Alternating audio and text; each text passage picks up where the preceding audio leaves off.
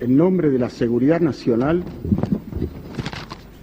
miles y miles de seres humanos, generalmente jóvenes y hasta adolescentes, pasaron a integrar una categoría tétrica y fantasmal, la de los desaparecidos. Palabra, triste privilegio argentino, que hoy se escribe en castellano en toda la prensa del mundo. Arrebatados por la fuerza, dejaron de tener presencia civil. ¿Quiénes exactamente los había secuestrado? ¿Por qué? ¿Dónde estaban? No se tenía respuesta precisa a estos interrogantes. Las autoridades no habían oído hablar jamás de ellos, las cárceles no los tenían en sus celdas, la justicia los desconocía y los habeas corpus solo tenían por contestación el silencio. En torno de ellos crecía un ominoso silencio. Nunca un secuestrador arrestado, jamás un lugar de detención clandestino individualizado, nunca la noticia de una sanción a los culpables de los delitos.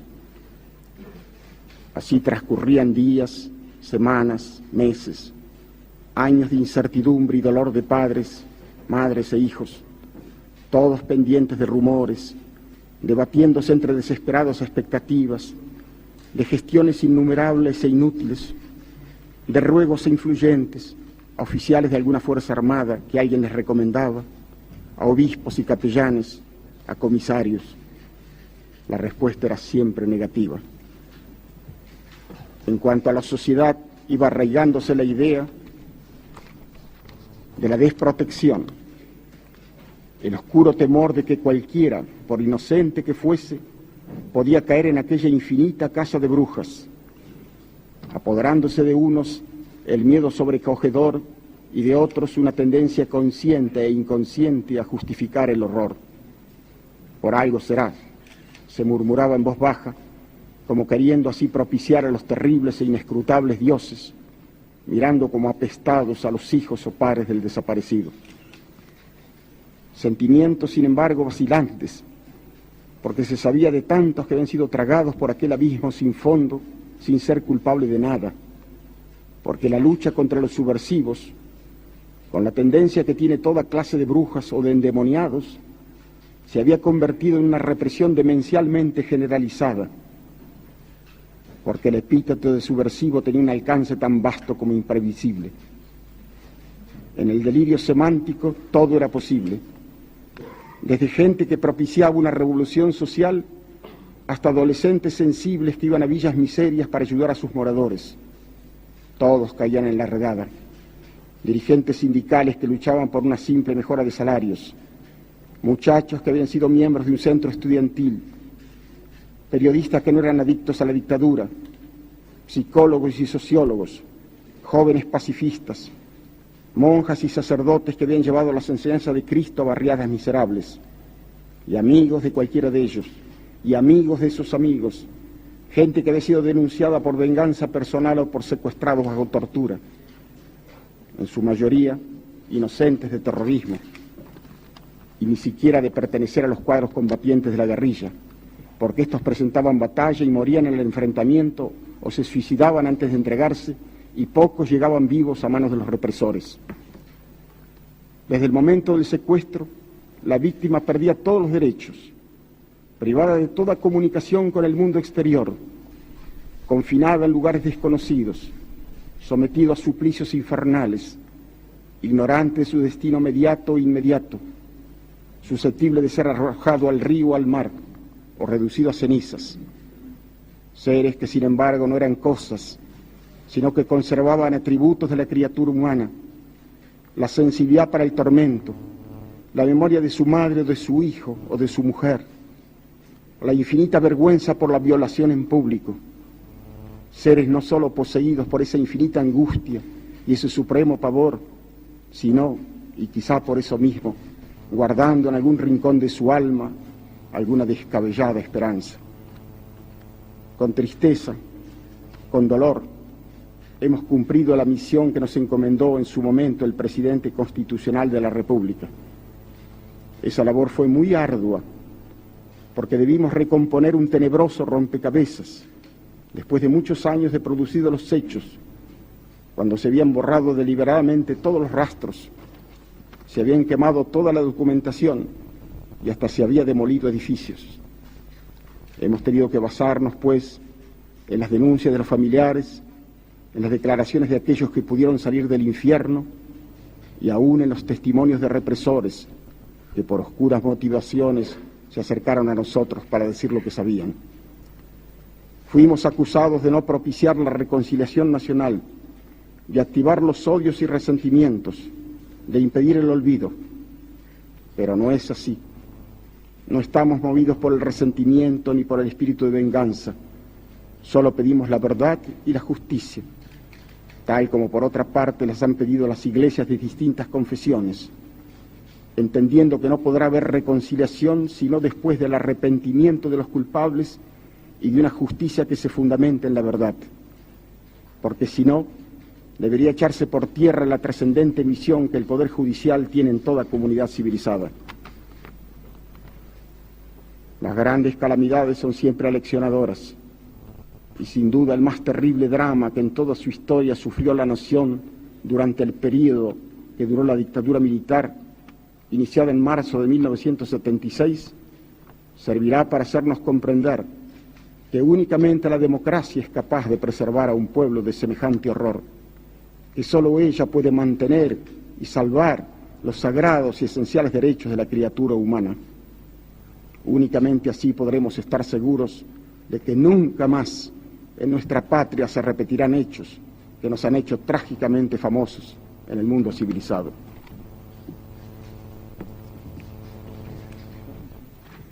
Vamos a entregar el informe.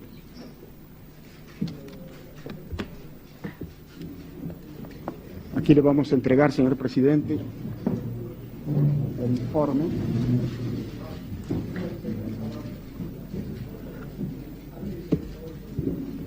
y las carpetas anexas.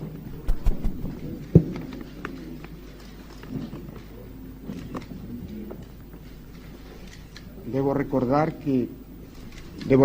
que la masa total del informe comprende más de 50.000 folios que entregamos al señor presidente también en forma de microfilmación. Esta es la carpeta que saldrá en forma de libro. Señor presidente de la Comisión Nacional sobre la Desaparición de Personas, doctor Ernesto Sábato.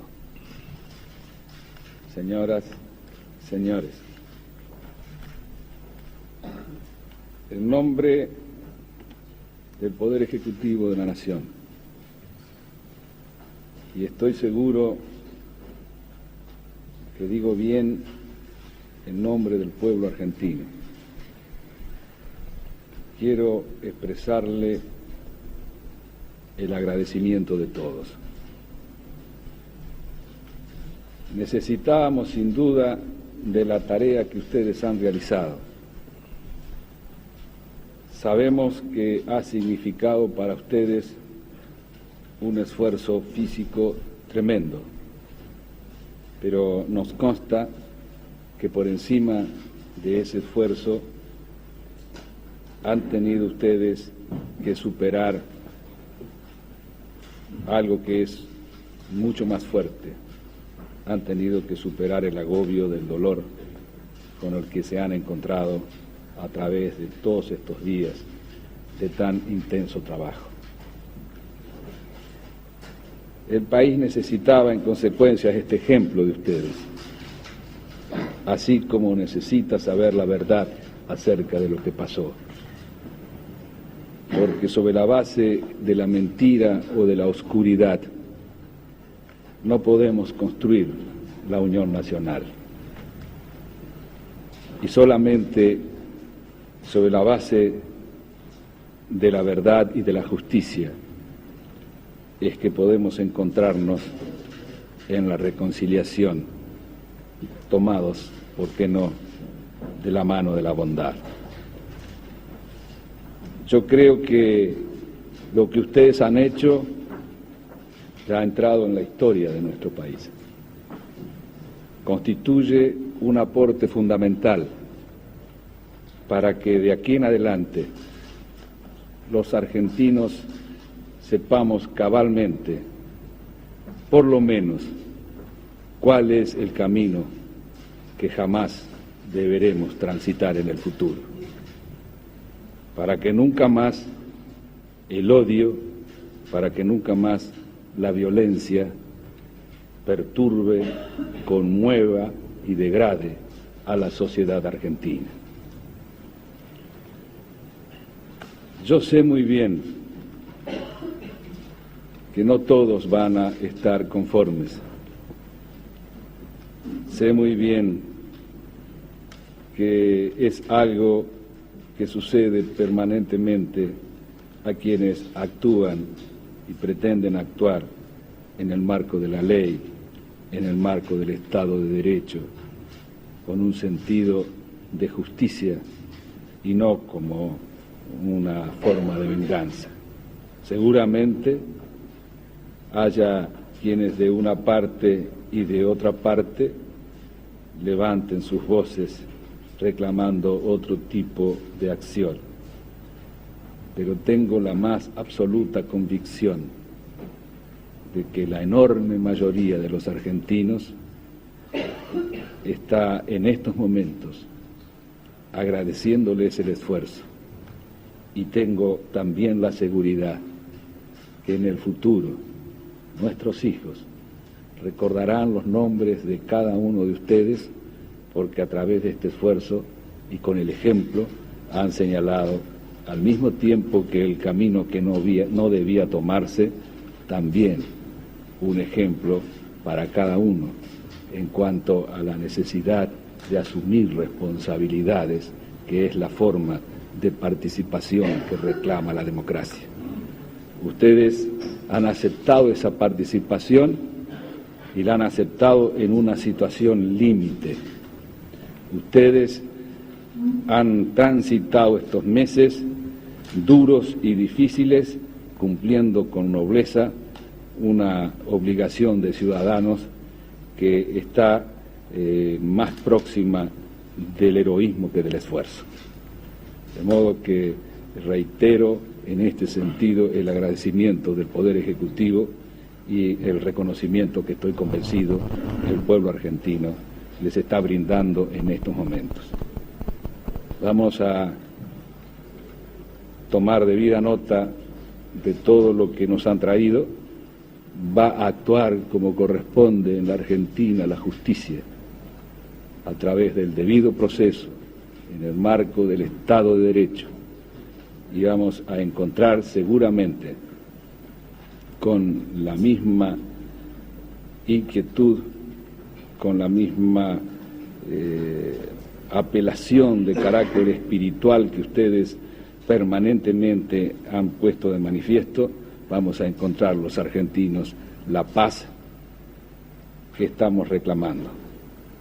Yo no sé si habrá habido otro presidente en nuestra historia que se haya encontrado frente a dramas de esta naturaleza tan penosos, inmersos además en circunstancias difíciles desde todo punto de vista. Pero al presidente de los argentinos se le hace mucho más fácil su acción cuando cuenta con ejemplos de ciudadanos como ustedes que enaltecen a la sociedad argentina. De nuevo, señores, muchísimas gracias por lo que han hecho.